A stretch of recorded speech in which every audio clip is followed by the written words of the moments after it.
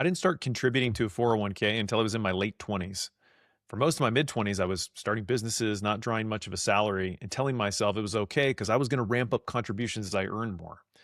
That was my plan, and it fit the conventional wisdom like ramp up your contributions as you progress in your career and you make more money. And in that way, you can make up for lost time. And I did. As my businesses started to flourish, I ramped up my 401k contributions until I was maxing them out every single year.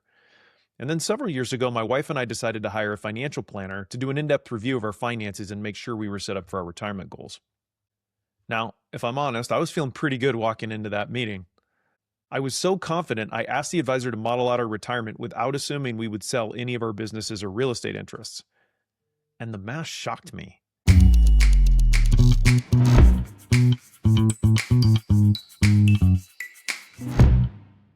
There's a standard framework that advisors have used for a while called the 4% rule. It came out of the Trinity study, which backtested retirement portfolios through a bunch of historical market cycles, and they included volatile periods like the Great Depression, the stagflation of the 70s. And what they found is that in 95% of those historical scenarios, taking 4% each year, adjusted for inflation, allowed the funds to last for 30 years.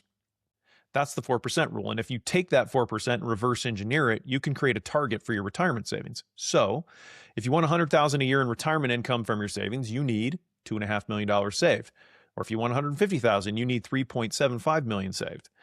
Most people earning strong mid-career salaries, including me at the time, had never written that number down and actually compared it to what they're saving.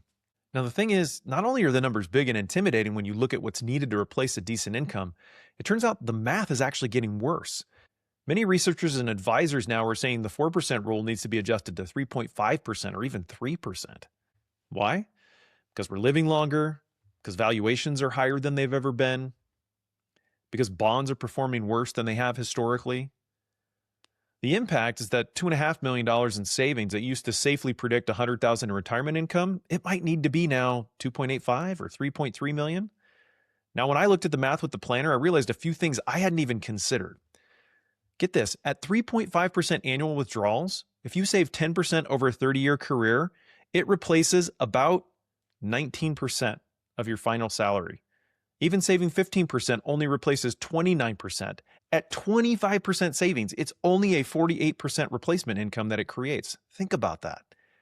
If you make $100,000 when you start contributing to your retirement, say at 30, and you get 3% annual raises and you save 15% of your gross paycheck, you can retire at 60 with the equivalent purchasing power of about $29,000 a year in today's dollars.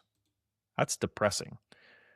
The conventional wisdom assumes Social Security is going to make up another 20 to 30% of income replacement. That still only gets most people to 50 or 60% of their working income, even if they've been saving 15% their whole career. And that assumes Social Security, which we all know is massively underwater and projected to be even more so over the next 20 years, is going to be there when they need it.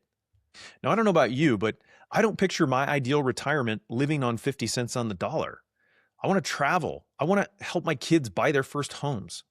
So when the planner did all the math, the gaps, for me at least, were impossible to ignore because the chances of us hitting our retirement income goal with just our retirement savings was 0. Now, thankfully, the planner also modeled out the businesses and real estate we'd invested in over the years. And what I realized looking at that math was that the equity I had built in the businesses and real estate, mostly by just following what I was interested in rather than some deliberate retirement strategy, was the only thing that had us on track for a retirement we were excited about. But the reality is, I got lucky. I spent years building equity outside this conventional path without realizing I was even going to need that for retirement. And that's because the math points to something most financial advisors aren't going to say this clearly. A W-2 income with reasonable retirement savings isn't going to pencil for most of you. Not if you want to live well in retirement. Not if you want to help your kids the way your parents may have helped you. Not if you want to travel or give or simply stop worrying about whether the money runs out before you do. The people who end up okay almost always have a third leg, equity in something outside their savings account. Maybe it's a business they built or bought, or real estate that compounds while they sleep.